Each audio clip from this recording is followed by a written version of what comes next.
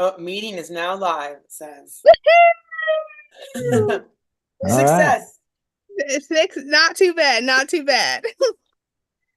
Welcome, everybody. My name is Lucky Wood, and you are watching the Lucky Ones podcast, episode 5. I am joined today by my lovely co-host and my amazing special guest. We're really excited to get into the crust and the crust of female arm wrestling. I am positive. A little disclaimer: I'm positively exhausted. I drove 5.5 hours and then did a tournament, and then had to drive another 2.5 hours to get down to the training center here in Alabama. So, I can no longer be held accountable for anything that I may say or do that's going on. You're not even home yet. I'm slightly wired. But as far as co-hosts go, we have Miss Katie Hankey, we have the lovely Christina Castro, and the amazing Mad Marshall Amanda herself. And then our wonderful guests tonight are Grandma Rose, who needs no introduction, and who even needs even more no introduction is the awesome Bob Brown, who I've been told by several people is the best coach that there ever has been in the arm wrestling world. So we're really excited to have both of them on here. And we're just gonna pick their brain and learn everything, and it's gonna be amazing. So, let's start. Grandma Rose, ladies first. Tell us a little bit about yourself and where you're from, please. First of all, can you all hear me? Yes. Okay, Yes. very good. I started arm wrestling as a joke. I was working for the city of San Antonio in the 80s, and they had a tournament, and I decided to go ahead and give it a try. Well, I won that tournament, and the guy that was refereeing that tournament was actually an arm wrestler, and I didn't know that, by the name of Gary Zars. And he tells me, he comes up to me, he says, "Hey, I think you have a lot of potential. We're going to have a real tournament." And he told me where. He says, "Not like you to be there." And I just looked at him and scoffed at him and said, "Oh, yeah, sure, right."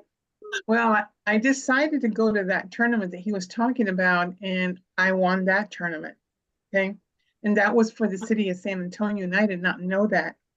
So I kind of got bit by the bug there and went on to compete, kept competing all the way. Let me see, I started in 83 and I competed all the way into 85. And I left the sport because of health issues. I had a gallbladder removed, a duodenal tumor, and my appendix removed all at the same time.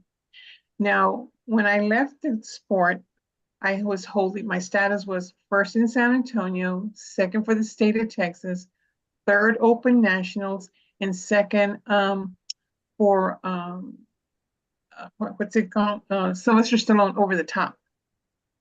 So after that, you know, I stayed away for about 30 plus years. I was a single parent, had 2 kids. That was more important. And then I went ahead and decided to come back. Dustin Laughlin was the one that found me here in San Antonio and invited me to a practice. And I got reinfected with the arm wrestling bug. And here I am. So, thank you for having me. Of course. Hello, we have Katie, the Amazon Marie, has joined the awesome chat tonight. Welcome in. Thank you. Glad to be Oh, here. hey. Sorry, I was late. I was trying to get out of the shower. Not a problem. What's up, Chris? Chris Wood in the chat. Hello. All right, Mr. Brown, the floor is yours. Like my name's Bob Brown.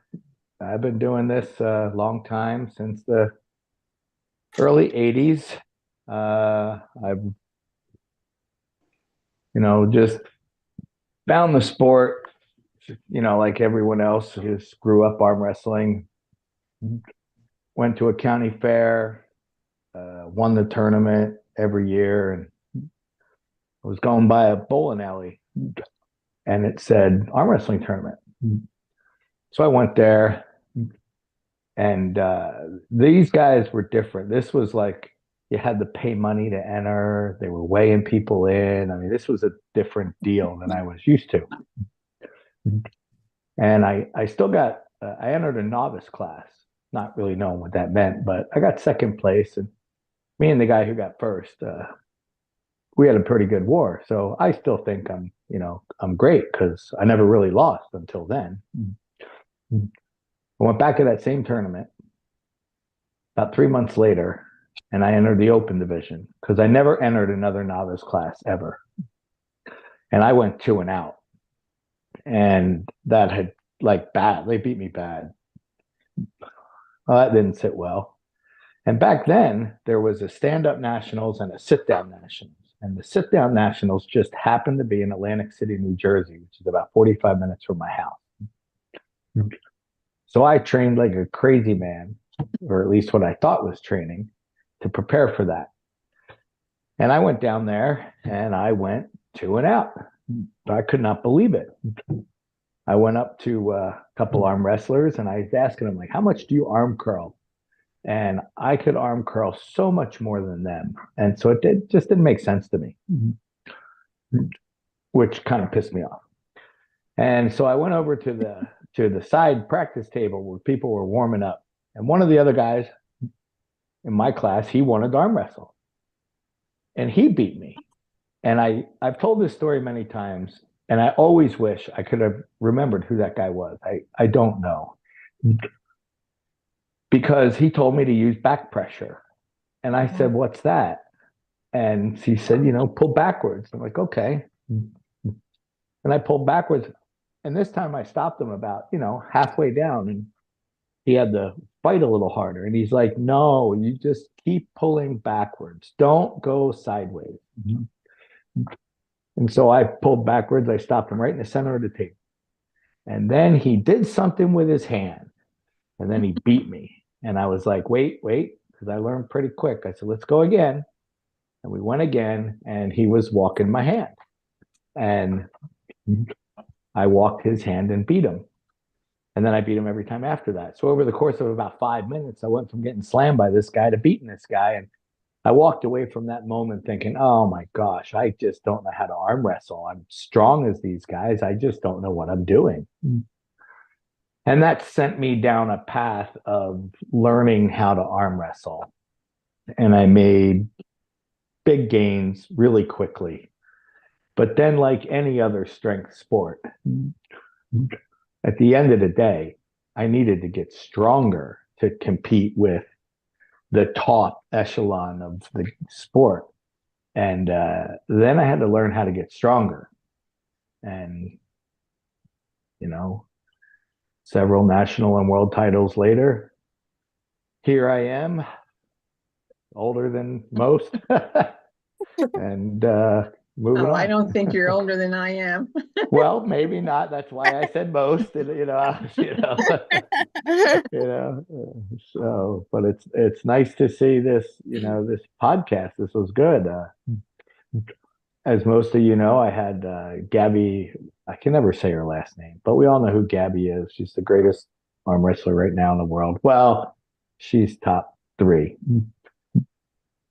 I've had her out at my tournament a couple years in a row. I've done some ladies, round robins with some just freaking arm wrestler. And then I'm blessed to have, 4 or 5 top female arm wrestlers that all live in Utah. So it's awesome. It's awesome. And then in the summertime, I live up near Salt Lake City, and Sarah LaFawn comes to the practice there. And then in the wintertime, I live down closer to Las Vegas. I live in a town called Mesquite. It's close to Mesquite, Nevada. And you have Sarah Latona down there. And so I've always been surrounded by some pretty strong ladies. That's awesome. Mhm. Very cool. So I guess as far as tonight's podcast is going, we have obviously a bunch of just wealth of knowledge between everybody here, and especially years of experience and just educationally wise, I really wanted to push this episode to just be just for us to kind of learn and see what we can just glean from you both as far as things that you would encourage us as women to do in this sport as we continue to grow and learn. So what has worked, what hasn't worked, and then like as far as even training, what does training look like when it's on the table? Should we be doing everything that the guys are doing, or is there something that we should be doing that's a little bit different? So that's like kind of overview. So I'll narrow it down a little bit too. And of course, my are more than willing to chime in as they think of stuff to say as well too. But as far as female arm wrestling, what do you guys starting with you, Grandma Rose, what do you think of it currently? How has it changed, and in what directions can we continue to move in a positive direction?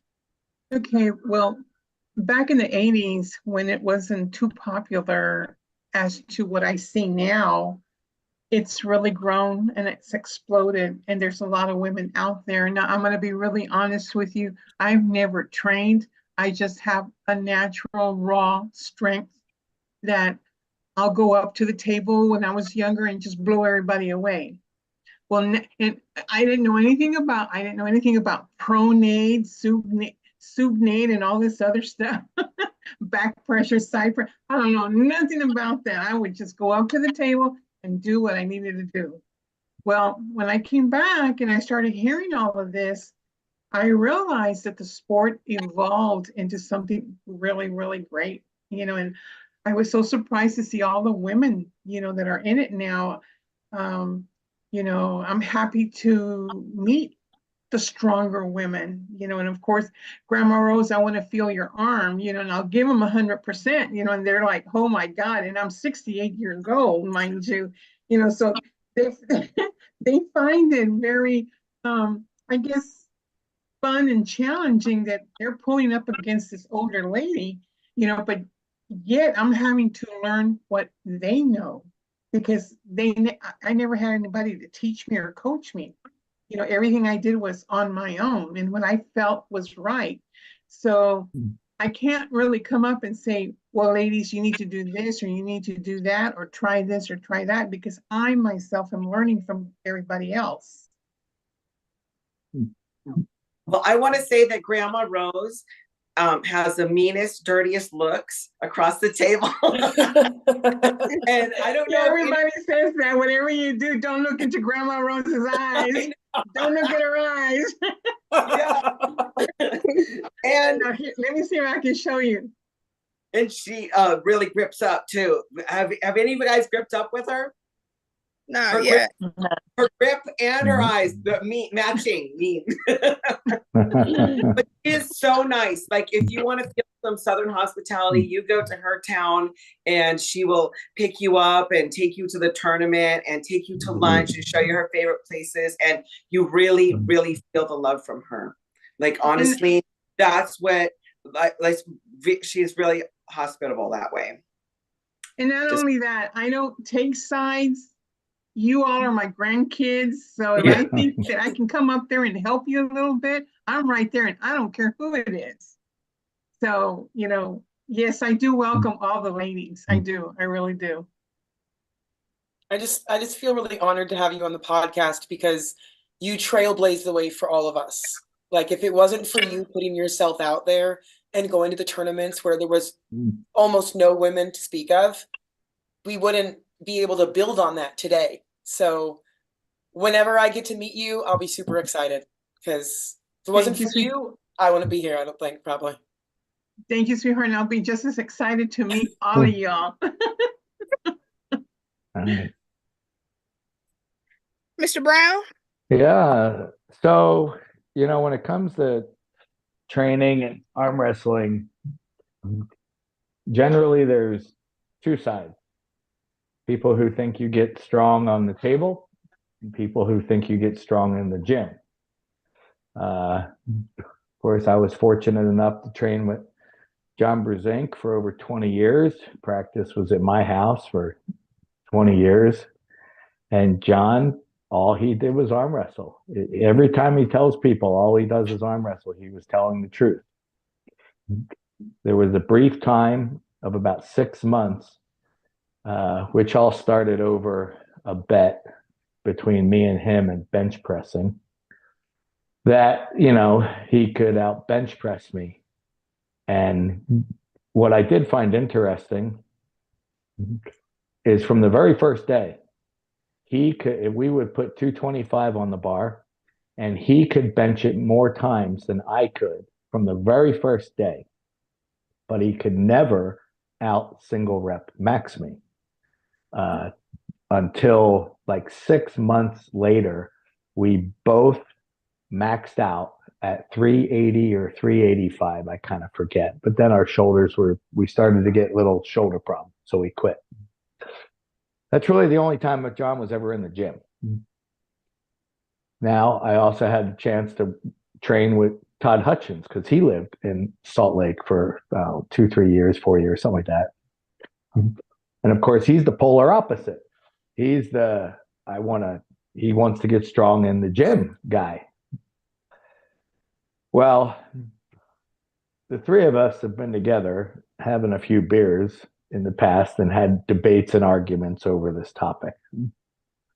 And if you really understand how to get strong, you realize both of them kind of do it the same way. John just uses another person's arm as a weight, and Todd uses weights. John would come into practice and he would grab somebody and he would just hold him and let the other guy do as hard as he wants. And eventually the other guy would quit. Then he'd grab another one, and they'd all quit. But then eventually John would get tired. But when John got tired, he didn't just quit. He fought to the death to win until he lost. And so what did he just do? He just took a really long time to get to a single rep maximum, but he got to it. And then he'd take about a 15-minute break and he'd do it again. He'd take about a 15-minute break and he'd do it again and he'd go home. Every once in a while, at practice, he would say, "Bob, grab me with 2 hands." And I'd grab him with 2 hands while he's fresh. And now he could fire as hard as he possibly could fire. And he wasn't moving anything. So that right there is the concept of a true isometric. Most people don't do isometrics properly, but that's what it is. And he would do that for as long as he could. Todd Hutchins does the exact same thing, basically. He just does it with weights. To me, generally speaking, you learn how to arm wrestle on the table.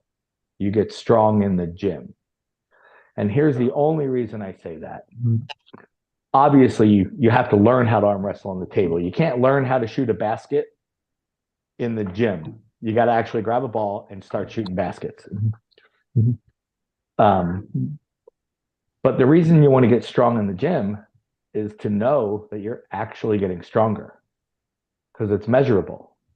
You go to a practice, it's hard to measure. Sure, if you beat one girl one week and you lose to the girl the next week, and then you beat the girl after that, you think you're getting stronger. And you may very well be. But to me, anyway, if I don't see definitive progress, which you can measure in the gym, then I don't like that. The question then becomes, well, how do you get stronger in the gym? And how come I lift all these weights and my bicep curl goes up in strength and my side pressure goes up in strength and my bench press goes up in strength, and yet I'm still losing at arm wrestling? Because you're probably not focusing on your hand and your wrist. This game is about hand and wrist. I find it interesting that they just said Grandma Rose, who has never trained ever, has a hand like a steel trap. I don't know how she got that hand like a steel trap, but there you go. She has an amazingly strong hand. This sport should really be called hand wrestling, because it really does come down to hand and wrist strength.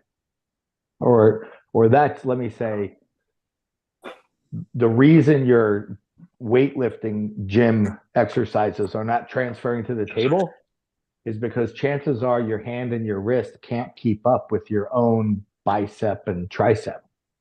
And so hand and wrist is the key. It really is the key. If you happen to be blessed with a strong hand, awesome. That's why your plumbers and roofers and construction workers and concrete workers, they just naturally are good at arm wrestling, just because their hands are so strong from their job. My Grandma Rose, what'd you do growing up? How'd you get your hands so strong? Actually, when I was growing up in high school, I was a shot put and discus thrower. Oh, there you go. And then there in high school, yes, I would pump weights there in high school. But once I got out of high school, I forgot all about that and was interested in men. But So no, there are other things that I used to do. When I graduated from high school, New Braunfels, Texas, where I grew up, had a textile mill. And in that textile mill, they were hiring women to put in dominated male departments. And I was just one of those women that they put in there. And there were these long machines with they're called flyers. And what it is this machine would wrap cotton, would stretch it, thin it out, and then wrap it on a bobbin. Well, that piece of machinery is called a flyer. So there was two of them, and they were pretty heavy. So I had to pop them, throw them up on the machine. So, I did this for 4 years. Here, I'm doing this. So there you go. I'm thinking that that's part of why my arm is so strong. Plus, when I was working for the city of San Antonio, I was an environmental specialist. Grandma Rose was out there with a pick with one hand popping manhole covers. Oh, wow. And those are pretty heavy. So that's the only thing that I can think of as to why my right arm is really strong. Yes. My left arm, the arm is strong, but my hand's retarded. It doesn't want to do what it's supposed to do. Right. Yes. So I'm basically a right-hand puller. Yeah. And I mean, that's always been the common thread. I mean, anytime someone is just naturally good at arm wrestling, I guarantee you they grew up on a farm. The strongest hands I ever felt in my life from a girl, strongest hands I ever felt in my life from a girl was a 16-year-old girl. And she came to my nationals in 2008 and then bought one of my arm wrestling tables. So she came over to the house to pick up the table with her father. So naturally she wanted to grab hands. Well, when I grabbed her hand, I was like, what the hell am I holding on to right now? How did you get your hand so strong? She milked cows all day long. Yep. She milked cows all day long by hand. And I'm like, well, there you go. Her hands were like stone. It was unbelievable. My grandma grew up on a farm. Yeah, and I think complained about that. She said her hands were big from milking cows, and she hated it that her hands were big. Right. She'd always say. Right. So. What are you gonna say, Castro? Yeah, I think mine have gotten stronger in the last 10, 15 years because I'm a school cook and I use the thing to wash all the dishes. Right. And just constantly squeezing that. Yeah. It's like your own personal gripper. Yes. Yeah. And people have asked me, how to get strong. Right. And the very first thing I tell everyone, or I ask them, is, do you write down your workouts? Do you write down the weight you're using, how many sets, and how many reps of everything that you're doing? Do you write them down? Most people say no. I said, if all you do is write down your workouts, you will get stronger. And then the people are like, why? What makes writing them down get you stronger? Most people go into the gym and they'll do, just pick bicep curls. and they'll do 3 sets of 8 with 30. I don't know what a good girl's bicep curl weight is. I'm just going to say 30 pounds. I really don't know. And so they do 3 sets of 8. And the next week, they come in and they do 3 sets of 8. And the next week, they come in and they do 3 sets of 8. I'm like, why are you doing that? Going to get into it. Yeah, if you write it down, then you just have a plan.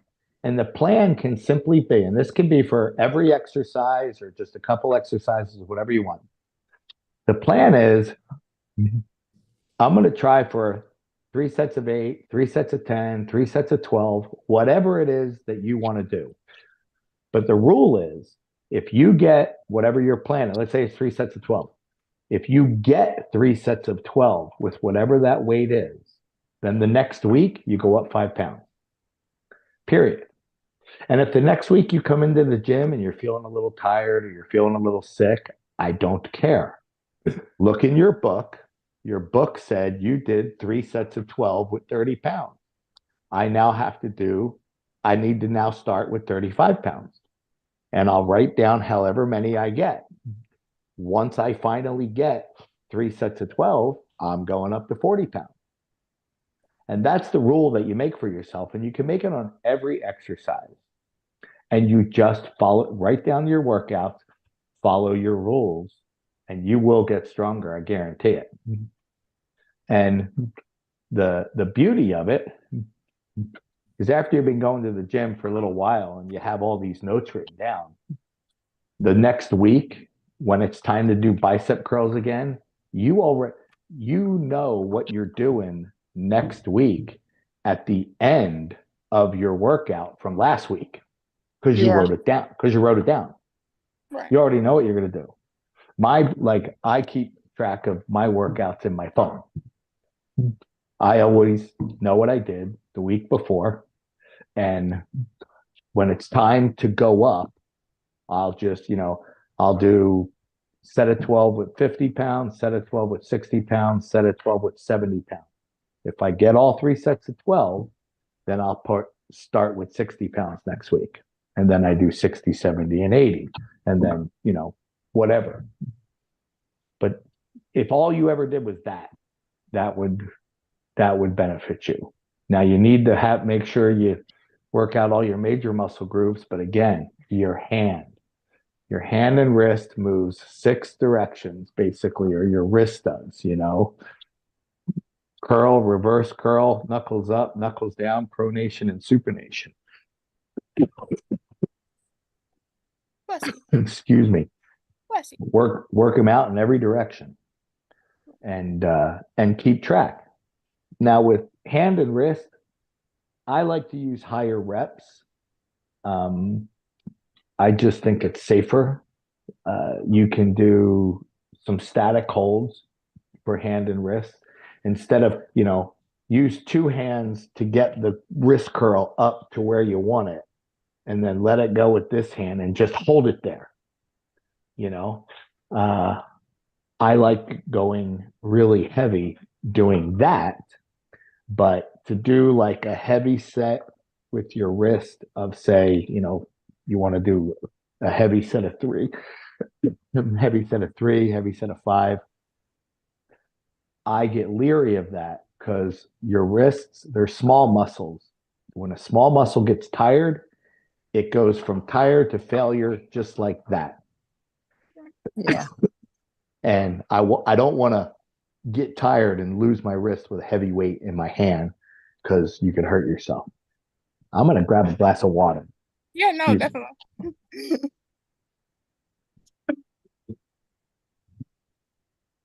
No, that's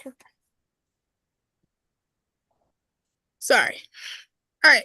I'm gonna switch gears while we're waiting for him to come back. We got Katie Marie up in here joining us tonight. We're really, really happy that you're here with us. Tell us a little bit about your next big moves. You got some big moves coming up. I have a super match next Saturday against Lisa. She's coming after my number 5 rank. And then May 18th, I am going after Kayla's #1 rank in North Carolina, Kayla Cook. Super excited about that. Nervous. She's very technical on the table, so it's definitely probably going to be a challenge for sure. I'm excited about it. And how are you prepping for it without giving away any secrets? I mean, I do what I can. You know, I'm a single mom. I work 3 jobs. I'm always busy, so anytime I can get in the gym, I go to the gym. I make sure I get table time at least once a week. I would love to have more table time, obviously. But I mean, I've just been putting in the work really, and I haven't really. I've only done a super match and I've only done 1 tournament. I've been really focusing on training and not hurting myself. Just really focus on my form. Because I feel like if you have bad form, you're going to get injured. Just seeing the difference from my super matches and my tournaments, the form and stuff. Obviously, I've been just working on that and just trying to progress any way I can, really. Pick everybody's brain, honestly, is what I've been doing, really. I've been doing a lot of videos. It's not just physical. You've got to watch people pull and how they pull, and you got to research people because it really helps. Because it's a game of chess, really. I totally agree with what she just. If two arm wrestlers are close together, it turns into a game of chess. If the 2 arm wrestlers are close, definitely. Right. Well, and I can tell you that Katie is no slouch. I've gotten the privilege of pulling her twice now, and she is a force to be reckoned with, and just knowing how strong she is and how talented she is, even with everything else going on, it's mind blowing and inspiring. So keep up the good work, girl. We're proud of you, and good luck to you. Thank you, Lucky. I appreciate it. Awesome. I'm curious, do any, I know where some of you girls live. Do any of you girls live close to Las Vegas or Utah or anything? No one's. Me and Stephanie are probably closest. I'm in Portland, Oregon. Oh, that's where my wife's sisters live. Yeah, is in Portland. I'm sorry, where? San Diego. Oh, you're in San Diego. Oh, fantastic. You should try to come up to a Las Vegas practice or tournament sometime. I would love to. Camille's always telling me that we should take a weekend in Vegas. Oh, there you go. And I know they have a Brandon. Normally in the wintertime, I go down to Brandon Allen's house. And they have a practice, every week. And it's in Las Vegas area, Boulder City. But this winter, because of my surgery, I haven't put my arm on a table in, oh Lord, since October. So you have fun at Brandon's house? It looks like it's pretty fun over there.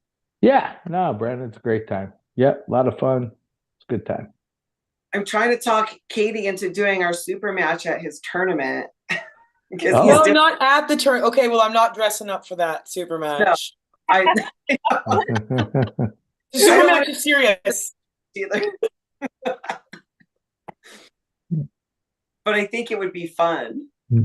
Yeah, I'll dress up like an arm wrestler. How about that? Yeah,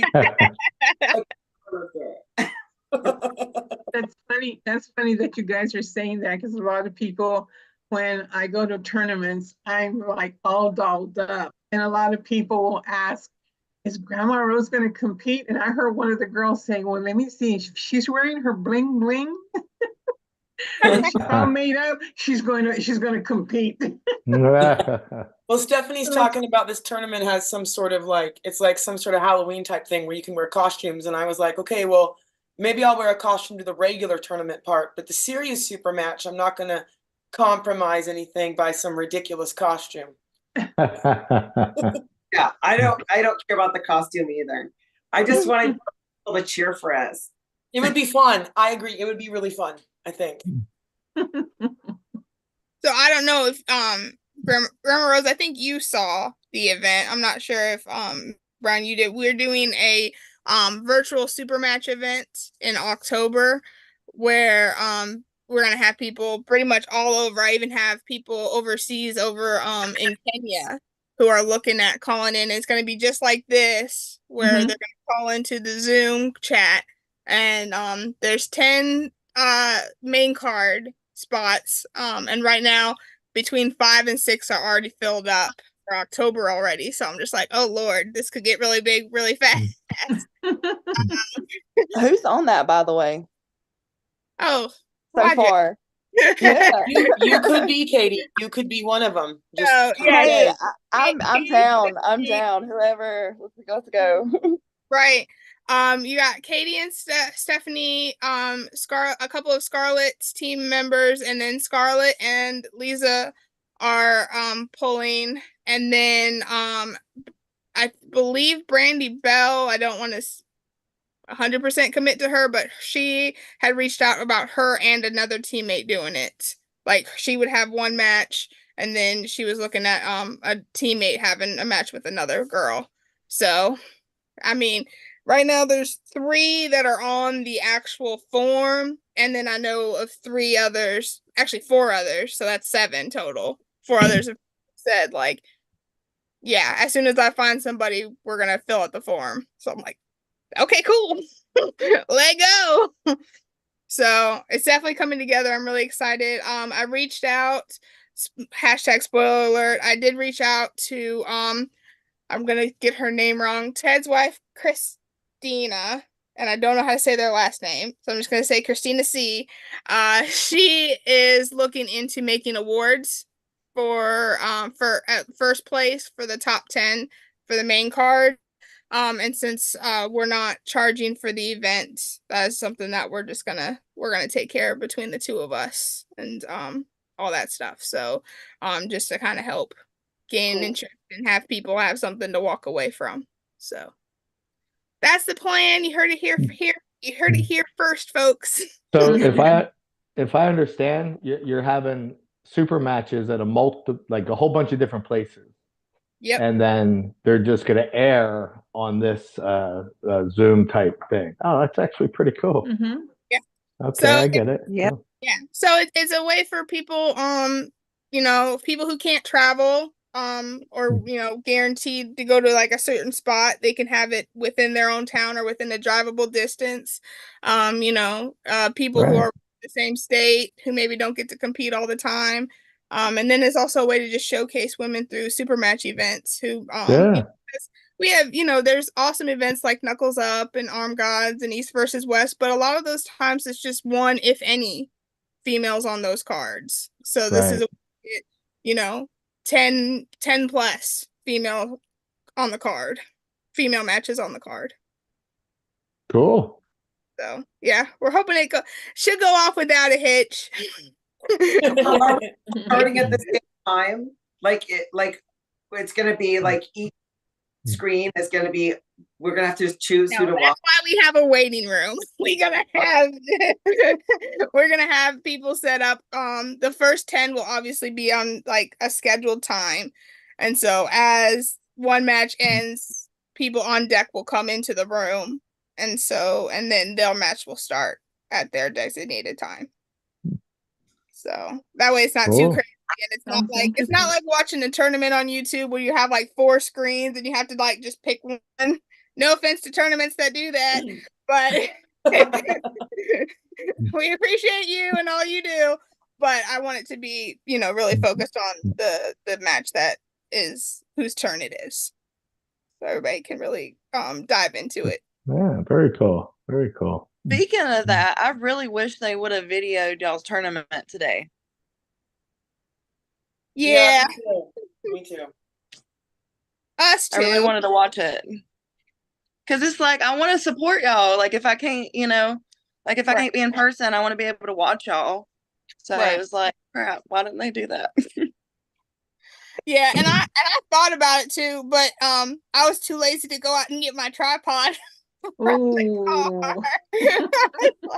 I'm focusing on my Shame, shame, shame. Mhm.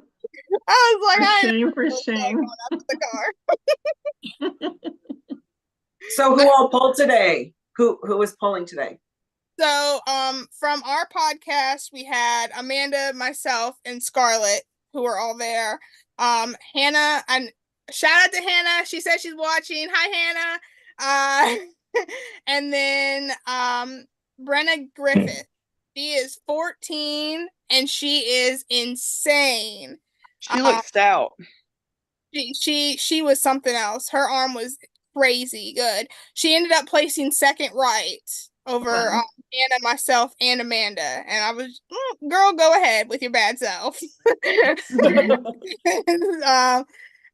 So left we had four. And so it was Brenna, Hannah, Scarlett, and myself as well. So we all pulled left. And so and then Amanda joined us for the right class. And And where was this tournament? we did Tri-City at Tennessee, so it was right after the 176 round robin. Oh, it was at that turn. Oh, cool. Very cool. So shout out to Hunter.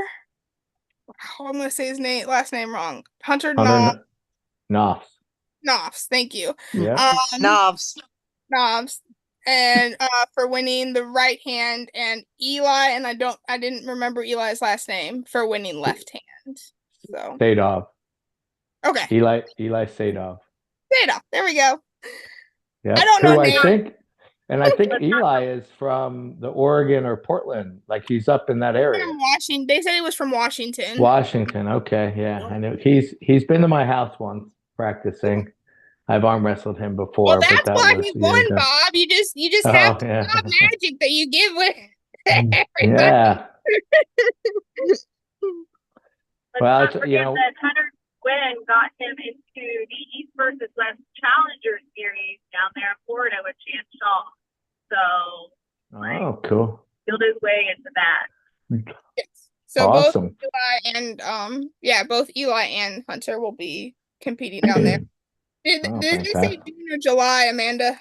It's June, right? Sorry, I do believe it's June. Not 100% sure. I can check in a minute. Gotcha.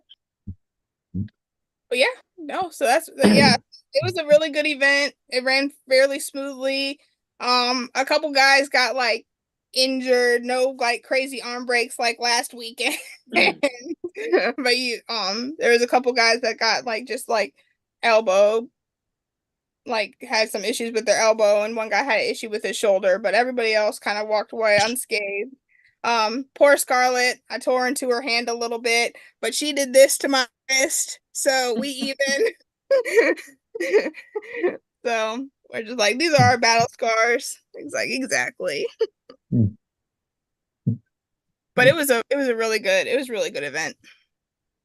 Very good. That's good. Yeah, shout out to Leah. She's usually on here too, but she might be traveling. Leah Hennessy, who's also a co-host on this show, she got first in Kentucky at Kentucky's event.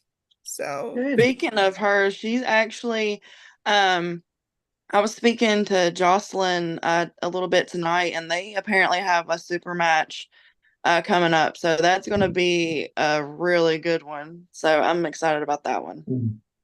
yes.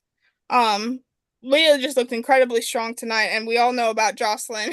Yeah. Dude, that girl is just stout in general. So yeah, agreed, Katie. That's gonna be a crazy awesome matchup. I feel like there's a lot of ladies out there that are doing some really are gonna have some amazing super matches coming up, going up against each other. Megan B is pulling who's she pulling at FitCon, Bob? Haley. Yeah.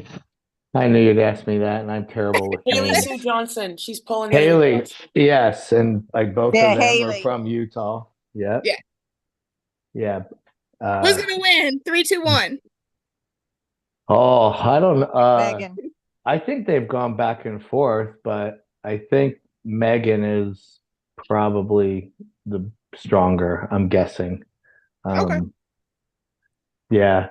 they practice generally up near Cody Merritt. Cody Merritt lives about an hour and a half away from me, and they live up closer to that. And Cody has a practice the same night I have a practice. There's a practice at my house in Riverton, Utah, every Thursday night, all year round, even when I don't live there. The practice never ends. But Cody's is the same night, and he's about an hour and 45 minutes away. So Okay. we don't usually get together. Gotcha. So, but yeah, hopefully I'll actually be at that super match. Actually, now that you remind me, Luke Pulcher said he was thinking of coming, and if he is, that's really close to the house I live in up north. And so I told Luke if he's coming into town, I'd head up north to hang out with him. Awesome. So hopefully I'll be at that super match. That'd be It'll The be name cool. of It'll be it, as it'll be the Bob match. yeah. I'll be right back, ladies. All right, that's good. What happened to the farm girl with the strong hands who bought your arm wrestling table? You know, I have no idea. So that nationals was 2008 in Salt Lake City. I vaguely remember her saying she lived in like the New Mexico area, and never heard her name after that day. That's No, too bad. I have no idea.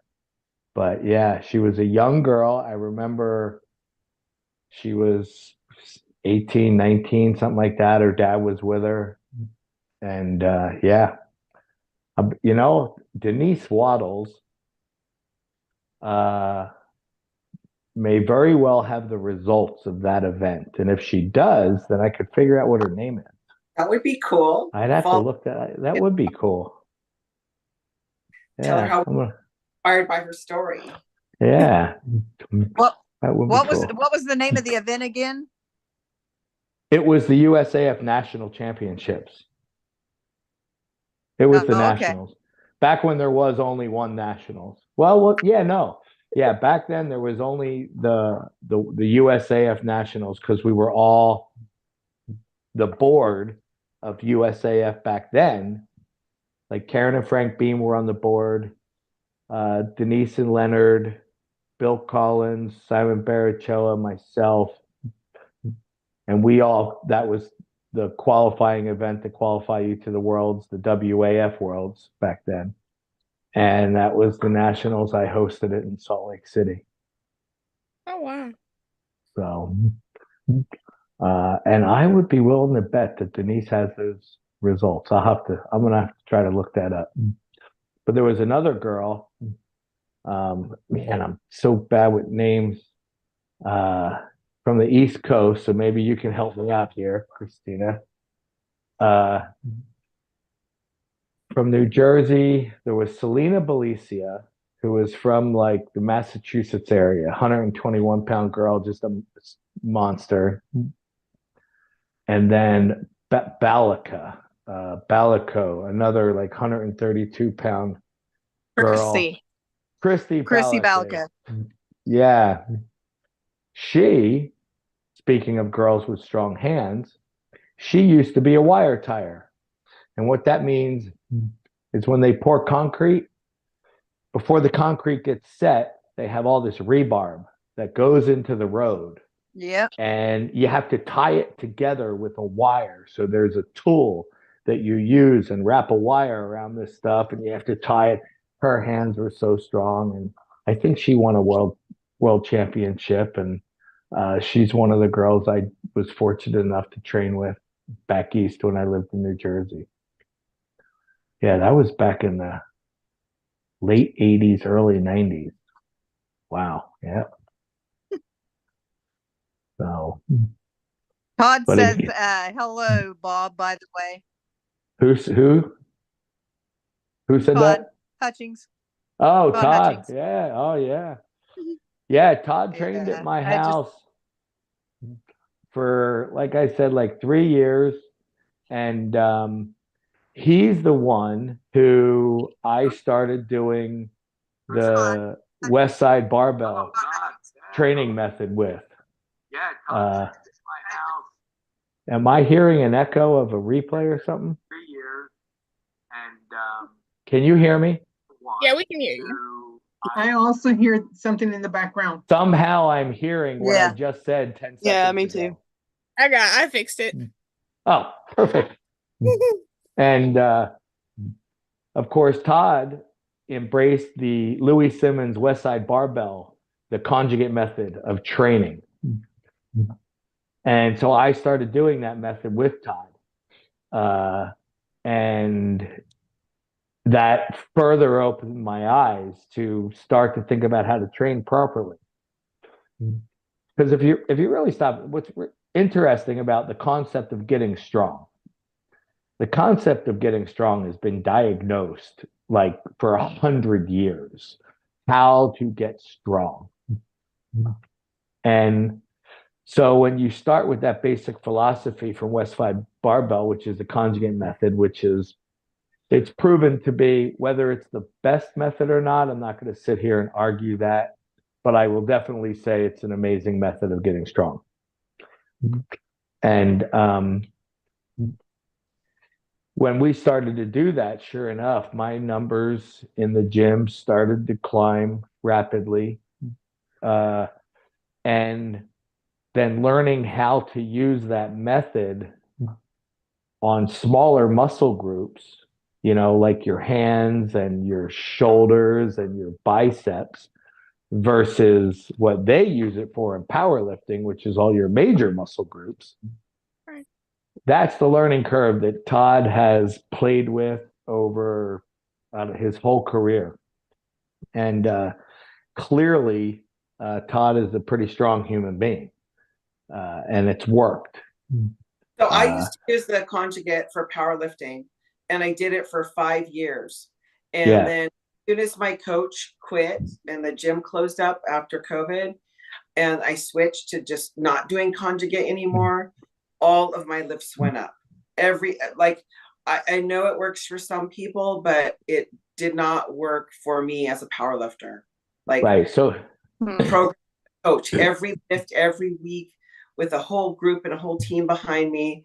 And I know that it works for Todd, but I don't know why it didn't work for me. As soon as I just did the straight bar on all the straight lifts, all my numbers shot up.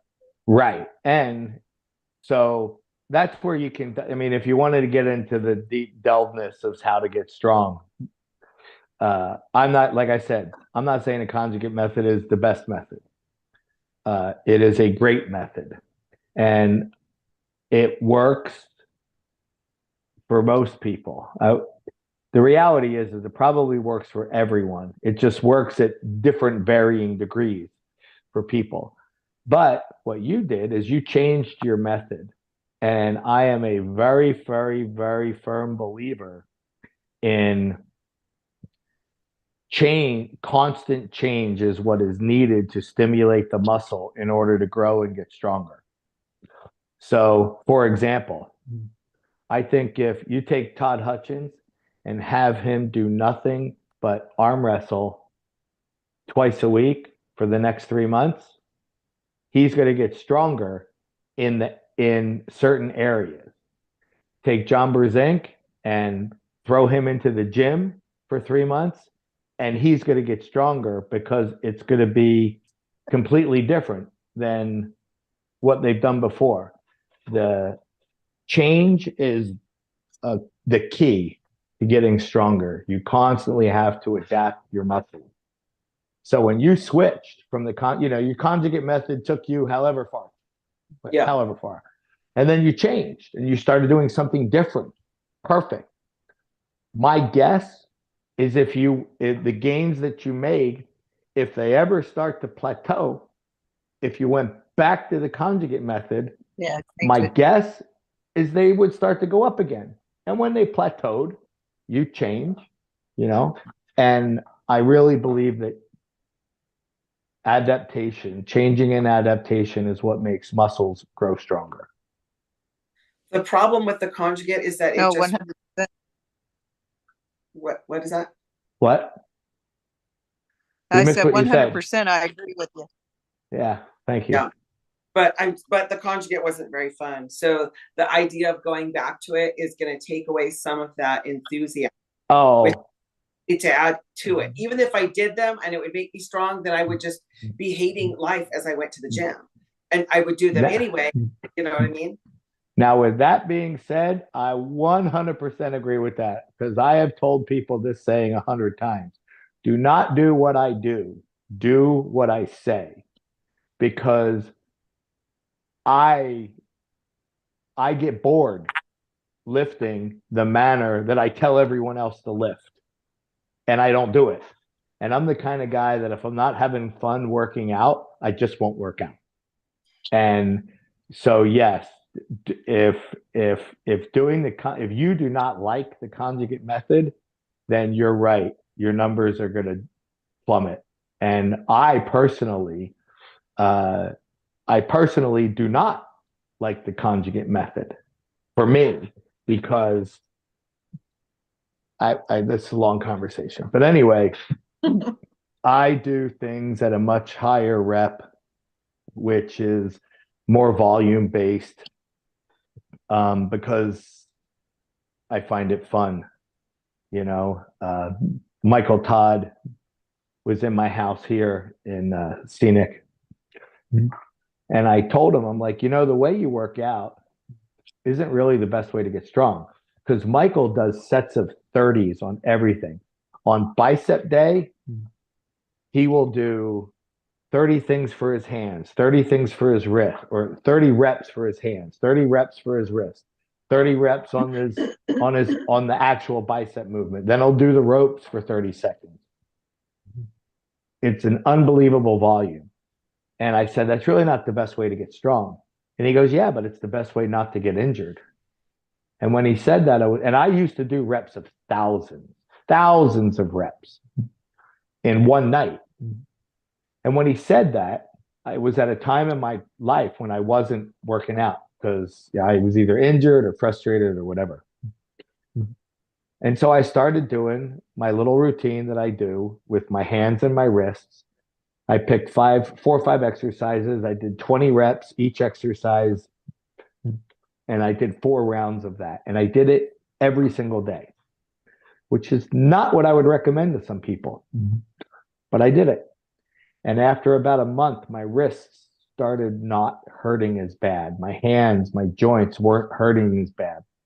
And then when I moved back up north, about 3 months later, I went to even if I'm not practicing, I still go to my practice. It's in my garage, in my shop. And I went out there and I grabbed some guy's hands, and everyone was like, "Oh my God, Bob, what have you been doing?" I said, "Oh, nothing. I just do this thing every day." And all of a sudden I started to heal. And that was the beginning of the last couple of years when I was really having some great successful years. Plus Craig Tullier moved into my guest house, and me and him trained together for a couple of years. And I just did whatever Craig does. And again, the way Craig works out is not precisely how I would recommend people to work out. I didn't care. I just did what he did. And everything started to go well for me.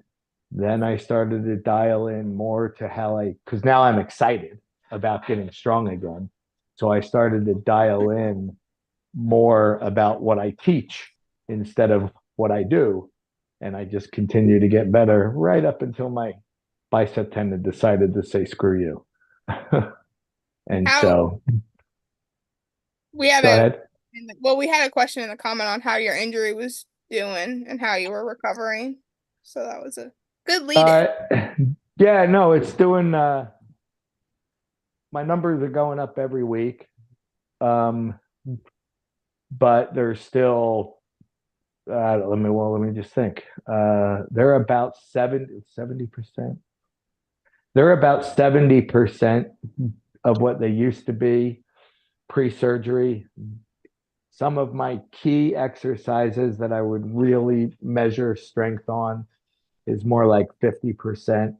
I used to do I love doing pull-ups. Okay, pull-ups are fun. I'd add weight to my body. And the best I ever did is I did 300 pounds. I weighed myself, and I think I weighed like, I don't know, 195. So then I had to add 105 pounds to my body to make 300 pounds. And I did 12 reps because I always try to get 12 reps. And I'm not even doing pull-ups yet. Gotcha. So I still have a ways to go. But I'm hoping to put my arm on the table. It'll be 5 months on the 10th. April 10th, it'll be 5 months. And I'm hoping to put my arm on the table for the first time this Saturday after that. So, Okay. Very cool. so we'll see. At the FitCon? Well, at the FitCon, not at a, no, it wouldn't be a tournament. When I say put my elbow on the table for the first time, I mean literally against anybody. Okay. Practice. Gotcha. It was, It's not you know even how, get into a tournament, Bob. You got this. yeah. No, I'm hoping to just hopefully, yeah, like I said, practice. If I don't go to FitCon, then I'll probably go down to Brandon Allen's house and practice with those guys. I still have pain in my bicep area. I still have pain in my joint, but I think I have pain in my joints forever. I'm just, getting older, but the bicep pain I really would have thought would have been gone by now, and it's not. So it's a little concerning. I just had another MRI last Tuesday, and I meet with the doctor this Tuesday to go over the results. Okay. So. Awesome. So, Grandma Rose, you just, I know you got stories. I know you got stories for days too. So, what's been like your funnest interaction or the coolest events or something that you just like every time you think of like a really high point in arm wrestling, what do you think of? I will tell you that it was during the 80s when I first came on board and I met Carolyn Pyle. She and I used to dominate Texas in the 80s. And this I didn't know. She actually told me when we would go to our tournaments, I'm an early bird, so I'm always there real early. So I'd walk in and the girls, would see me walk in and they'd say, okay, there goes first place, right? And then all of a sudden, Carolyn would walk in and the girls knew, well, there goes first and second. And I didn't know this. Carolyn tells me half of the girls would walk and go home. Which I thought that was really funny. Yeah. And when she told me that at this day and age, and I just went like, wow. And it made me feel proud. It made me feel like, well, yeah, then I was really something back then. And I think that if I would have learned how to work out, or I had somebody to, coach me, teach me, I think I would have gone a long way back then. I think I would have been maybe in the top 10 back then. So again, just knowing that Carolyn and I dominated Texas in the 80s to me it was my highlight, then. And now that I'm back, my highlight is that when I'm coaching and teaching the girls, and that girl that I've coached, wins a title, that's my trophy, and that inspires me a lot. And because of that is the reason why I feel like I'm everybody's grandma. Now, however, I will tell you this, when I'm out there, sometimes I compete and sometimes I don't compete.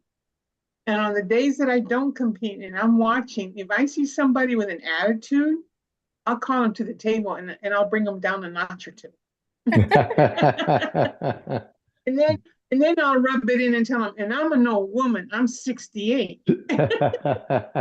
So all that right there are my highlights. And, I just love all the girls and I want to see all the girls do good. And, I like to see when they win a title, how excited they get. I get excited, so those kind of like my stories, my trophies, what what keeps me in the sport, is speak or say, however you say that. So, that's it right there, So, Rose, did you ever try to go to the tournament for the Over the Top? The tournament that was in that movie? Was that fun? I competed in one of their tournaments, but I was a single parent. Mexican girl, my father, when are you going to stay home and be a young lady? Stuff like that. Back then, My the husband's been tournament, saying that lately. oh yeah, you have no idea how my daddy was with me. And back then, those big tournaments were held in Petaluma, in Anaheim. Those to me, how was I going to get over there? There's no way that I could have gone that way. As a matter of fact, in the 80s, the furthest I ever went was Jacksonville. And for me to be able to go to the tournament for Over the Top that was held, there's no way I could have been there.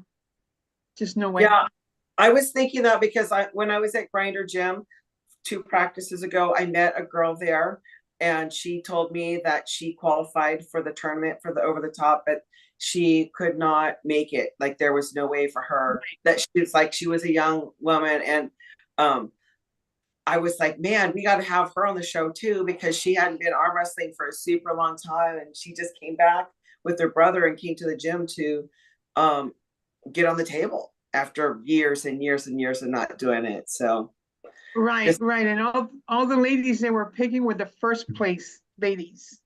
Yeah, all the tournaments.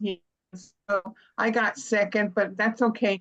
Just the fact that I competed in Over the Top tournament, hey, that's good enough for me. That's cool.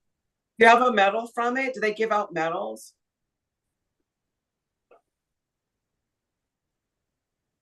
You froze up, Grandma? I'm sorry? Did they give out medals? Did you get a medal from it? Did I freeze up? Yeah. Yeah. Yes. I have a Texas, it's a wooden Texas thing with gold plates on it.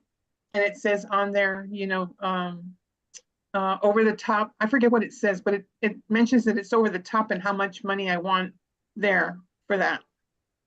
Oh, you have to show us that. You should post that. I'll take my son has that trophy because he was there with me. And then cool. And then the trophy that I got at Open Nationals, my daughter has it because when I brought it home, my daughter and the trophy were the same height. Oh. So she's always said, that trophy's mine, Mama. Okay, it's yours. So yeah, I'll get a picture and I'll post it. Yeah. Dude, that'd be awesome. We'd love to see it.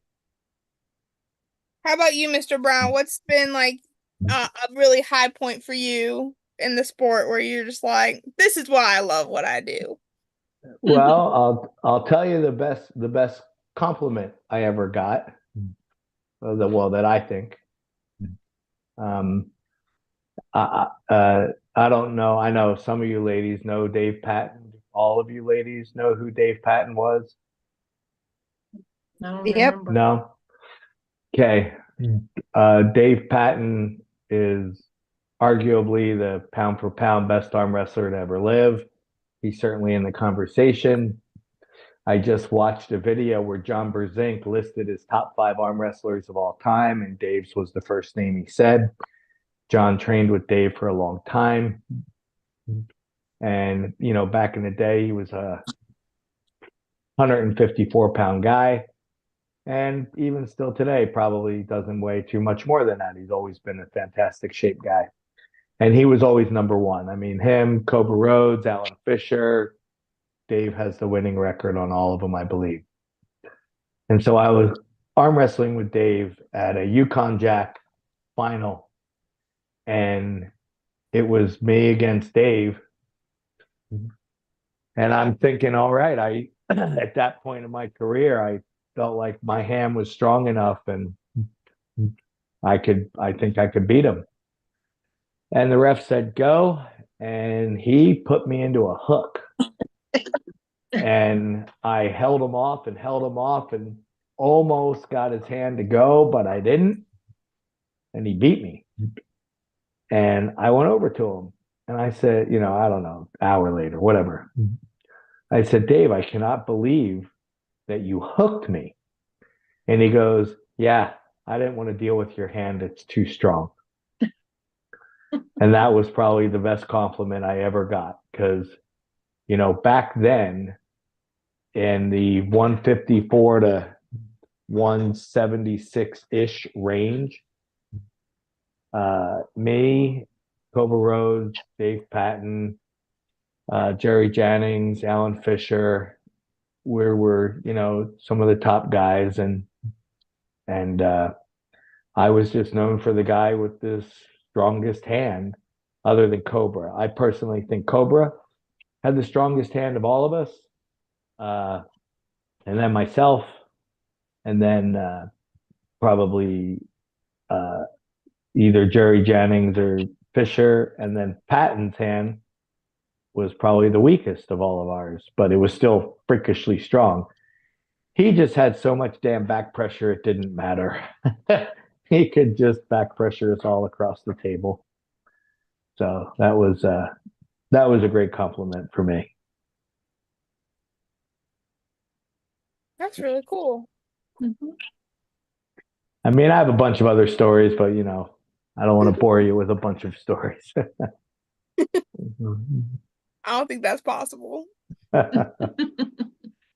So, but I mean, I know the general topic of this show is, tech or, basically how to get strong, specifically for women. I really don't think there is. I think how to get strong is just how to get strong. I don't really think it differs too much from men to women. I honestly don't. The ability to get strong may differ from men to women, but how to get strong, I think, is basically the same.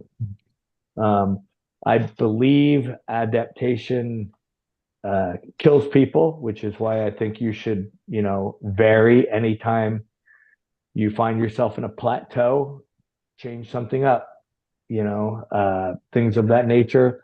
Our sport, what differs our sport from a lot of strength sports is the variables. I mean, you've got the deadlift, okay?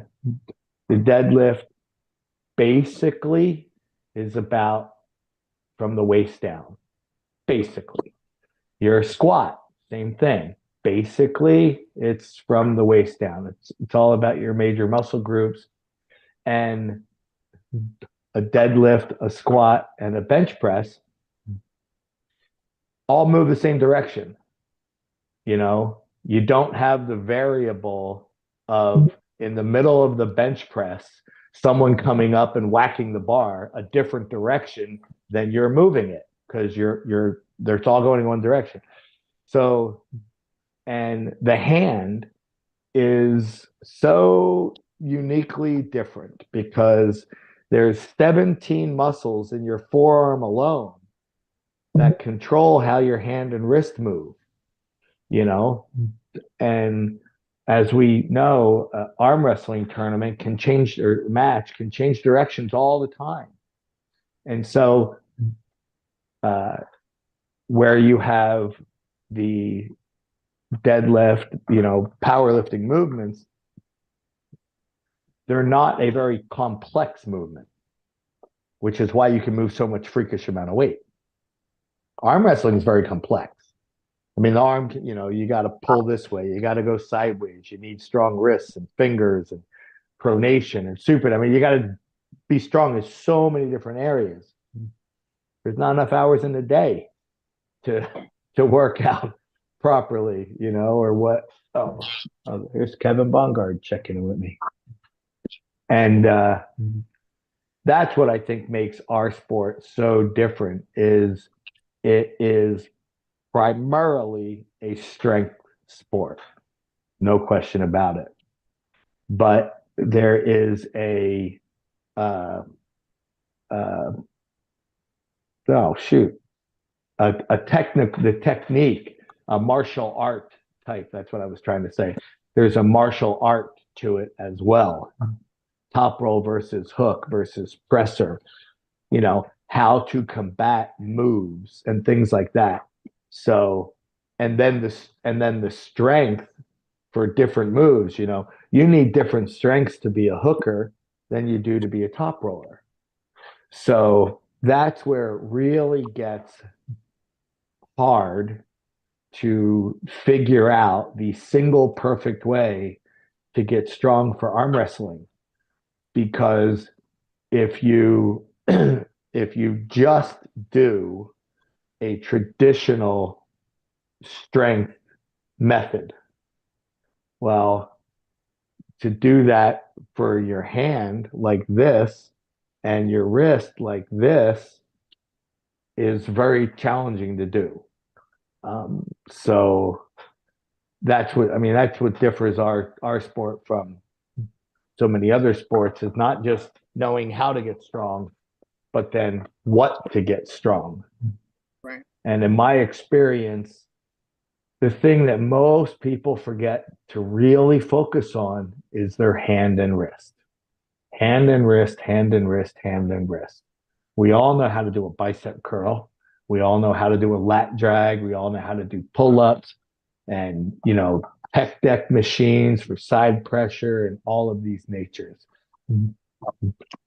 But getting your hand and wrist is strong, in my opinion, is the thing most people forget to do. And I used to arm wrestle with a guy named Leslie Wims, who was the 132-pound Yeah. four-time world champion. Yep, Leslie. And that son of a gun, Yeah. I'd pull him right down to the pin pad, and I couldn't finish him. And I'm like, oh, I'm so close. I'm going to beat this guy next time. Yeah, well, next time was like 3 years later. And it was all about, I always said if I could ever hit this guy and then after the hit still have a hold of him, I'd kill him. Well, it took 3 years for that to happen, but I finally got my hand strong enough to where after the hit, I still had a hold of him. And I never lost to him after that. But that was the day that I really learned hand and wrist was everything. And that was in the late 80s. And so, in this sport, hand and wrist, it's That's what we worked on tonight. Todd had his working, and as you can see my hand. Oh yeah. Yeah. I Wait feel a like minute. Wait. And I need that. Wait, did you just say Todd Hutchins was working on hand and wrist? he was making us work on hand and wrist. Ah, so he's now learning hand and wrist. Hey, good. I say, Katie. The Well, one thing I'll tell you one thing. go ahead. You're fine. Me? Yeah. Castro, then Katie. Go ahead. Oh, Yeah. okay. I was telling Bob, I said the one thing that when we first started practicing together with Todd, he criticized my technique. And tonight he was telling the other girls that were there that she's one of the best top roll femalers that I've seen. So you got a good hand right there. And I was like, oh, damn, I moved up. He actually paid me a compliment. Nice. Awesome. What were you gonna say, Katie? The one thing that really has helped me as a beginner puller is videoing. If you lose a match, seeing what you did wrong. Exactly. That has helped me tremendously. Just to see like what you need to change. So Absolutely. That's the martial art part of our sport. I mean, it could very well be, hey, you hooked some girl and lost to her, and then you saw her lose to some other girl getting top rolled, and you learn, oh, I need to try to top roll that girl, you know, or you top roll, she's a hooker, you're a top roller, and you just didn't quite get her wrist, and you saw it in the video, and now you know why. You're like, oh, my knuckle was too high, I should have dropped my knuckle, or whatever it was. Absolutely watching, you know, and today, expect, like you said, today's world, there's video of everything, so much, it's crazy, and all that information. And in my opinion, there's no such thing as, like, well, I guess there is bad advice, I was going to say, but listen to everybody, watch everybody's videos, you know. I'll be listening to someone who, in my opinion, 95% of what they're saying is nonsense. But then they'll say something, I'll be like, oh, wait, I never thought of that. That's actually really smart. You know, so even listen to stuff that you think is nonsense, because I've learned a lot off of just watching people and listening to conversations, and you're like, oh, that's such a good idea. I mean, so Todd Hutchins, that guy has really mastered how to get strong in our sport, in my opinion, for arm wrestling, how he's adapted to arm wrestling. He's brought in tons of volume, tons of endurance, because you can't just train single rep maximums, not for arm wrestling. Because imagine you go into a bench press competition and you take your max effort, you take it off the bar, and then you sit there and you hold it, you put it back on the bar, then you take it off the bar and you sit there and you hold. By the time the ref says go and you bench, you're tired. So if you're not training some form of endurance aspect, you know, arm wrestling is going to have a problem for you. And I think Todd has really done a great job. I wish he would have applied his philosophies more towards back pressure in his hand earlier in his career, but I think he's doing it now. So that's would good. would you just recommend to help with endurance, just table time, to help with to build your endurance? I would, yes and no. I mean, I think table time is fantastic and you can build good endurance. But for example, if you go into a hook with someone and you pull until you get tired and you take a little break and you do it again and you take a little break and you do it again, you just got your hook strong. Well, now you have to do it with your top roll. And so, I mean, it can certainly be done that way. But again, I still like to go back to the gym or something that I can measure.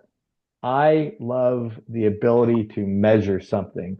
If I can hold 20 pounds for 30 seconds, take a 30-second break, do it again, take a 30-second break, do it again. And then the next week I can do more. Well, then I know my endurance is getting stronger. You know, and you can do it with back pressure and side pressure and wrist strength and all that stuff. But I will admit, it's just a lot more fun to do it on an arm wrestling table. I mean, I think the fact that practice is so fun is actually a negative in our sport when it comes to training. Because I'm trying to read this name. Don't look at me weird like I'm getting close. Stephanie Spencer. Stephanie, Yes. You're a power lifter, right? Yes. And so you used to bench press, right? Or still do. bench press? Still do. Great. Would any coach ever, strength coach, ever tell you, and if you don't mind my asking, what's your max bench press? Right now. 242. 242. Great. Would your coach ever say, I want you to bench press 242? No matter what happens, do it again. No matter what happens, do it again. Now I want you to bench press 135 pounds 27 times. Now I want you to bench press 250 pounds. Now I want you to bench press 242 pounds. Now I want, would that ever happen in Never. the course of an hour and your gym? Never. Yet that's what every arm wrestler does when they go to a practice. If you're not the top dog at practice, you just bench pressed more than you can bench press and you got pulled down. If you had the war, like the concept of arm wrestling for an hour, 2 hours, your arm getting dumped and dumped and dumped, is, from a strength standpoint, mind-boggling crazy. Like, it's ridiculous to do that. Now let's say you're the top guy, or I'm assuming that most practices that you ladies go to, they're just trying to win matches. They're not necessarily training. They're just trying to win matches. And it kind of looks like training, but they're really just there trying to win matches. So you got a guy slamming another guy. So this is how I say it. You've got the guy who is slamming the guy. He's the 400-pound bench presser who's only bench pressing 200 pounds. So he goes like this. Exactly. Did that guy get any benefit? No. The 200-pound bench presser, he tried to bench press 400 pounds and all it did is lay on his chest. Did he get any benefit out of that? No. Now, take the 400-pound bench presser and just hold the 200-pound bench presser. So whoever is the stronger of the two people on the table, just hold the other guy. The 400-pound bench presser is now holding 200-pound bench press halfway down, and he's just holding it there. Is he going to get a benefit out of that? Yep, because at some point he's going to fail, and that adaptation is going to take place. Is that necessarily the best way to get strong as a bench presser? Nope, but he's going to get a workout, because if all that guy does is this all night long, he doesn't get much of a workout. So what I'd like to see at a practice is whoever the stronger person is at the table, they just hold the other person and let the other person work. Yeah, Exactly. That way everyone's getting a workout. And hopefully, if they're really smart, the stronger one says to the weaker one, how would you like me to hold you? I want you to hold me in a hook, and then I'm going to work my technique to try to get you out of a hook. He may never be able to get that other person out of the hook, but he'll learn in trying to get that person out of a hook. And the person who's stronger, just hooking them as the other person is working, trying to get him out of the hook, he will learn different angles to keep him in the hook. Of course, this learning works better when the two people are kind of close to each other. You know, you'll learn it quicker. But that is how I think practices should be. The practices that I go to where people are just trying to beat each other, my opinion, are wasting their time. I also think that more people need Yeah. to practice strap. Say that again? More people need to practice in the strap. Oh, Yeah. 100%. Yes. My opinion, I'll just pick on you, Stephanie, because we're chatting. Are you a top roller or a hooker? Don't even know. I just go sideways. Okay. Oh, perfect. Okay. So who of the She ladies hooks. here? What? She hooked. Stephanie, basically she a says she hooker. goes sideways, she hooks. Okay. I know, because I've competed against her. Perfect. So people, if you're a hooker, then in my opinion, you should at practice spend 60% of your time top rolling, 20% of your time hooking, and 20% of the time in the strap doing all the same stuff. Whatever you, if you consider yourself a top roller, then at practice, the bulk of your practice should be in a hook until such a time comes that you consider yourself a hooker. Then go back to spending most of your time top rolling. And you're absolutely right that you need to spend a vast majority of your time in a strap. That most people, they don't ever practice in a strap. So I feel like my hand and wrist are always they're always compromised because they're so weak compared to the rest of me being strong. And so I just want to put the strap on right away. And that gives me the advantage in it because I keep pulling girls who don't practice in a strap and I'm already strong. So, and I don't need my or wrist necessarily. Are you talking in a tournament or in a practice? Both. I'm always, So, and I haven't learned how to put the strap on. So I'm like making someone else strap me up.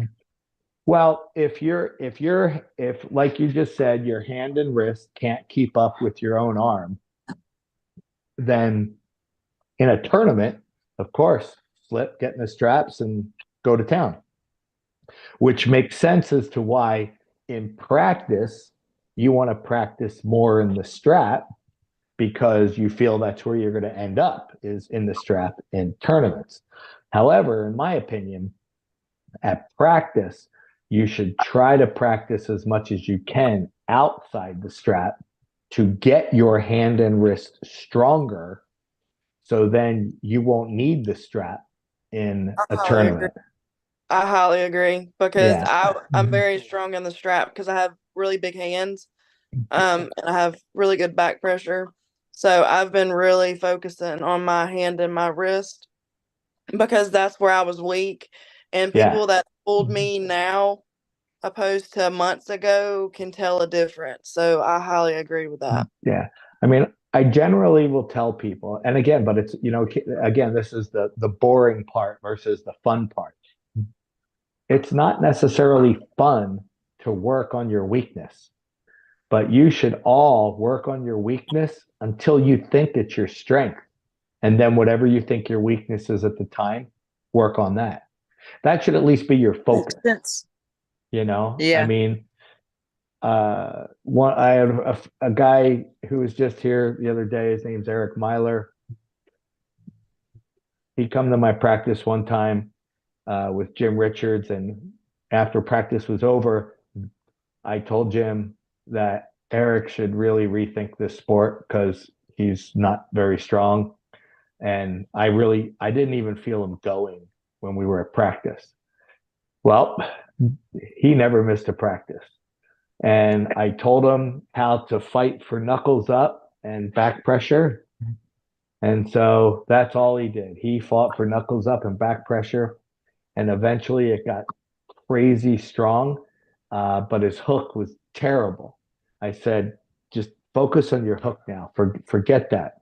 Focus on your hook until you think your hook is stronger than your top roll.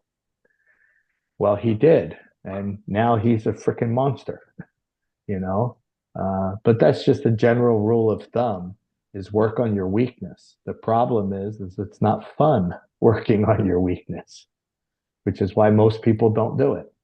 But like Todd Hutchins says, are you chasing wins or are you chasing excellence? If you're chasing excellence, you'll work on your weakness. So there's my 4 cents.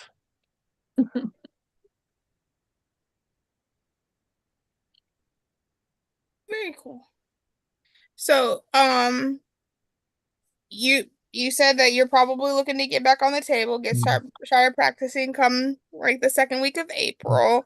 Grandma Rose, what do you have in your future coming up? In my future, I'm going through a lot of health issues right now. I found out that my bone density is not where it's supposed to be. Oh, so therefore, I'm going to have to hold off on competing. But teaching, coaching for right now is my future. then once the doctor tells me, hey, you're back to normal and bone density, then I'll come back and start to pull again. Although I need to find somebody that will work with me so that I can get myself strong like all you ladies, so I can really go out there and do a really good pull. Though I am strong, I think that if I had somebody to teach me weights or technique, or here, Grandma Rose, this is what you need to do to get stronger, I would love to have that. Unfortunately, I don't have anybody to work with me. Where do you live, Grandma Rose? You I'm in got Sarah, you got Elizabeth.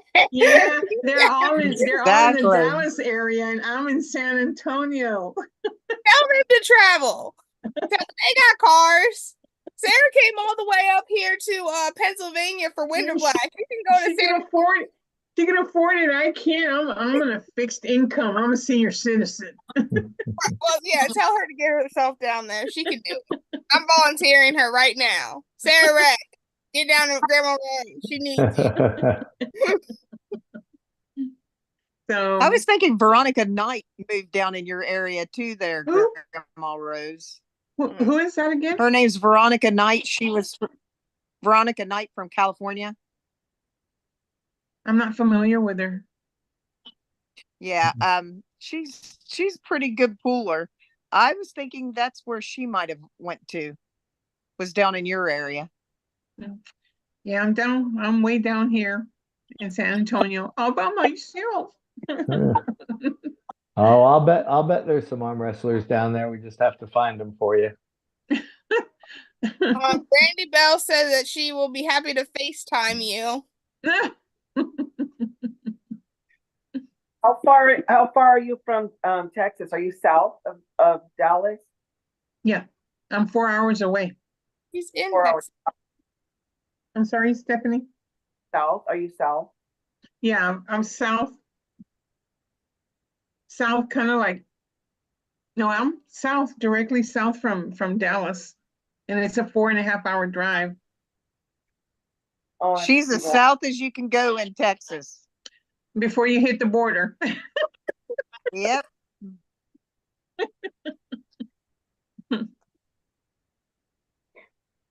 Mm. Well, we'll find you somebody. We got you. It's gonna be my mission. Though I do practice with the guys.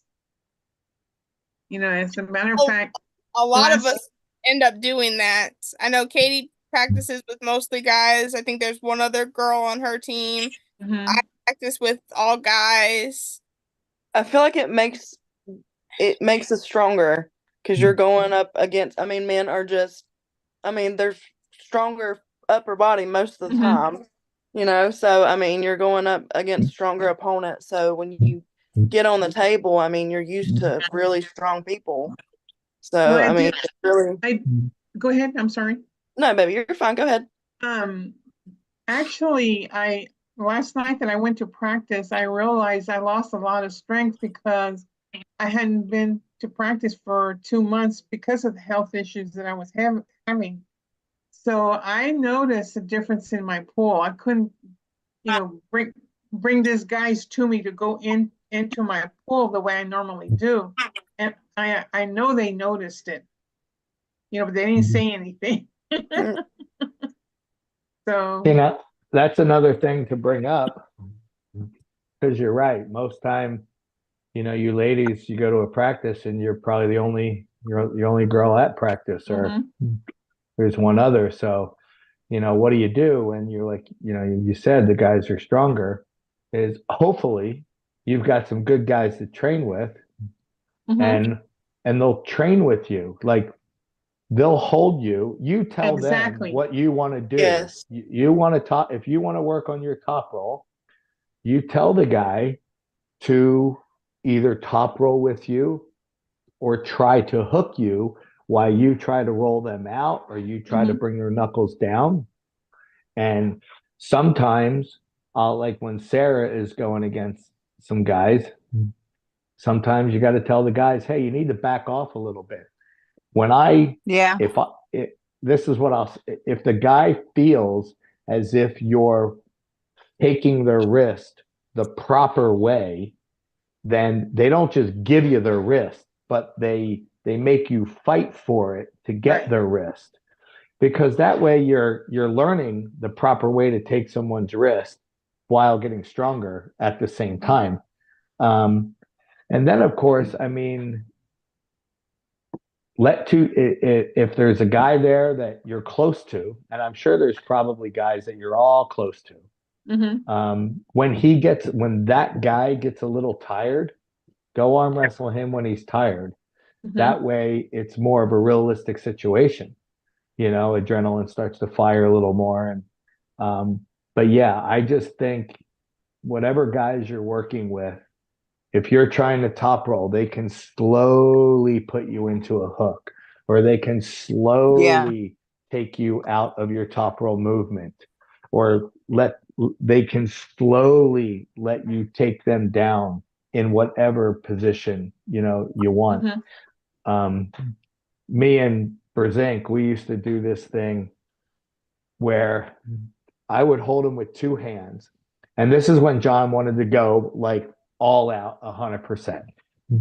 I would grip him with two hands in such a manner that I could put a lot of pressure on his hand. And the rule is I would hold him in the center of the table until I thought I could let go with the left hand and then be able to beat him. And tons of times, I'd go to let go. Oh, no, not yet. I got to go again. Oh, no. And then eventually he'd get tired. I'd let go, and then we'd have a real match. And that does a lot for your ability to learn against a stronger opponent, because, yeah, he's tired now, and I have to work to get his hand or work to put him inside. But it's also an opportunity for John to learn how to arm wrestle, to refine how to arm wrestle, because now he's losing, because we all will learn how to technically arm wrestle better when we're losing than when we're winning, because we're always trying to find that lane.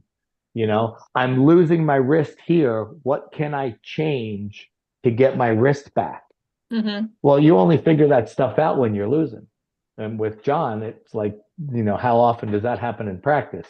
About twice, and so it's mutually beneficial to both people. Awesome. Well, those were all the questions I had. Did anybody else have anything that they wanted to ask or inquire to any of our co-hosts or special guests? Or I want to shout out to Bob. He's one of the sponsors for nationals. If you win your weight class and you go to Worlds and compete in that weight class, then there's Bob. Help me out, Bob. It's me and Devin Bear, Baxter and Robert Baxter, Devin Bear, Brent Rockers, and oh my God, I'm so upset right now. And if he I can't sees think this, of them all either. I know he's screaming. I just saw him like 2 weeks ago. Danny Gillian. Oh my God, terrible. Sorry, apologize, yes. Danny. And Danny Gillian. But and that's for the IFA Nationals and the IFA Worlds, not the WAF Nationals or Worlds. No, exactly. And that's the Nationals that's going on next Saturday. Correct. And a good shout out to y'all for doing that, because it gave me the opportunity to, for years I have qualified to go to Worlds and have never went. And that was the first year that I got to go, and I absolutely loved it. Had a ball. I mean, fantastic. pulled my arm off, but yes, I loved it. Good. So I want to thank you for that. Yes, well, we're hopefully going to be able to continue that for a while, as long as the guys still want to pony up the money, and so far they all seem excited to do it. Oh, So if good. you, We yeah, if you go appreciate to it the, for yeah, sure. you go to, just to talk about it again, you go to the the USAA IFA Nationals, which is the one Leonard and Denise puts on. It's in Daytona. No, where's it at this year? Dayton. Not Dayton, Daytona. Dayton, Ohio. And if you get first place in any of the open/senior divisions, what we call open division here in the States, when you go to the Worlds, they refer to it as the senior division. You Yes. get first place, left, right, men or women in any class, and then you go to the World and you compete in that class, or if you went to a lighter class, it would be okay. You'll get $1,000 when you show up at. So you got to pay your own way to get the World. So you just have to have trust that I'm actually going to give you that $1,000. Well, we've done this for 3 years and I haven't missed it yet with anybody. So we just give everyone checks once you get there. And yeah, it's just to help, because I get it. It's expensive. I mean, it's so funny in today's day and age of, us having this conversation, all living in different parts of the country, like we're sitting around the coffee table. People just think it's, oh, there's a tournament in Florida next weekend. Are you coming? Well, no, because I got to take off work. It cost me $500 to fly there and $1,000. I mean, it just costs a lot of money to go to these events. Right. And people forget that. They're like, why didn't you come to my tournament that you live 3,000 miles away from? Because it's expensive. Well, I've been trying to figure out how to not have that be the problem when it's going to Worlds. And it's still expensive. I mean, you still have to pay your way to go to the Nationals, which is a bunch of money. You got to pay your way to go to the Worlds. And why the $1,000 helps, I guarantee you it costs a lot more than that to go to a World Championships. And so we're still trying to raise more money and hopefully do more in the future. But right now we offer the $1,000. That's all. Yeah. Well, So I think, oh, sorry. no, I think we were about to say the same thing. It's about getting to be my bedtime. No, well, yeah, I just wanted to say thank you so much, Bob Brown and Grandma Rose and Katie for coming on tonight. And of course, Stephanie and Casto and Katie and Amanda too.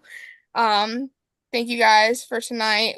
Great conversation. I think this is something I'm going to have to go back and listen to because I have ADHD and I like hear every other thing. So I want to make sure I get everything. So, no, this has been great. And so I really, really appreciate all y'all's time. Thank you to our lovely viewers, and to our chat. Brandy, Paul, Drew, Mike, everybody in the chat. Just thank you so much for tonight. So I think we're gonna wrap it up. And Stephanie, I think I shouted you out. And Stephanie, if I forgot Stephanie, sorry. Thanks for coming on, Bob and Grandma Rose. Oh, you're welcome. Guys. All right, we'll see you later. Have a good night. It was a pleasure. Bye-bye. Yep, thank you. Bye, y'all. Next week we'll have like a debrief after sit down nationals with some of the sit down people. I don't know if it'll be at 10 or if it'll be like right after nationals or in 2 weeks. Next week it'll be regular time. And then April 13th we'll have a special sit down episode. So I'm looking forward to that. But next week, regular time, regular place, and I'll hope to see everybody there. Okay, bye.